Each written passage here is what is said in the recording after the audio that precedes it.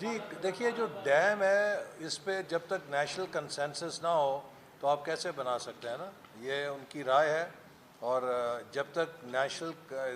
Consensus نہ ہو، قومی اتفاق رائے نہ ہو تو کوئی ڈیم تو آپ نہیں بنا سکتے۔ لیکن کبھی کبھی یہ بھی ہوتا ہے کہ کوئی ایسے کام ہوتے ہیں کہ انسان ان کو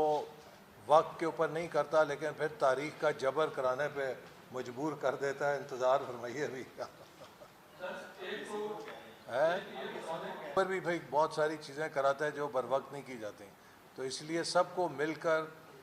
اس پر کسی بھی سیاست سے بالا تر ہو کے تمام صوبوں کے مفادات ہمارے لیے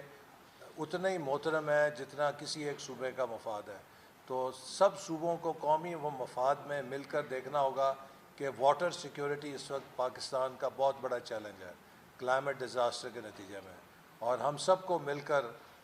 واٹر سیکیورٹی کے ساتھ ہی پھر فوڈ سیکیورٹی جڑی ہوئی ہے، تو لہٰذا ضروری ہے کہ ہم اس کے لیے مستقبل کی منصوبہ بندی کریں تاکہ ہم اپنے پانی کے ذخیرے کو ضائع ہونے سے بچائیں۔ ابھی آپ دیکھیے کتنے ملین ایکڑ فیٹ پانی ہے جو سمندر میں چلا جائے گا اور ہم اسے ضائع کر بیٹھیں گے۔ ہم نے کل میٹنگ بلائی ہے، اس میں ہم جائزہ لیں گے۔ جیسے میں نے آپ سے کہا کہ جب بھی فلڈ آتا ہے، جب بھی کوئی آفت آتی ہے، اس سے سپلائی چینز ڈسرپٹ ہوتی ہیں، اور جب سپلائی چینز ڈسرپٹ ہوتی ہیں تو پرائسز میں فلکچویشن ہوتی ہے، لیکن اس چیز کا جائزہ ہم لیں گے، اور اس کو سٹیبلائز کرنے کے لیے جو صوبائی حکومتیں ہیں انہوں نے پہلے ہی کچھ اقدامات اٹھا لیے ہیں۔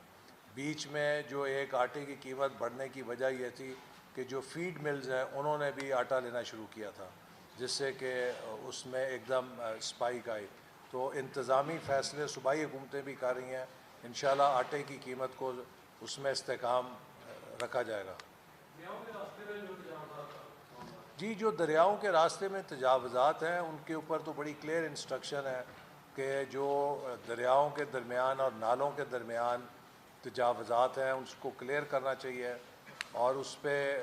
کسی قسم کے سٹرکچرز نہیں بنانے چاہیے، اس سے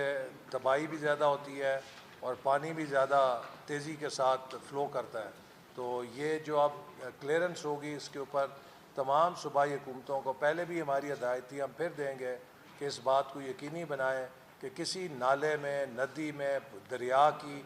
گزرگاہ کے اندر تعمیرات نہیں ہونی چاہیے اور انہیں کلیئر رکھنا چاہیے۔ Thank you very much G.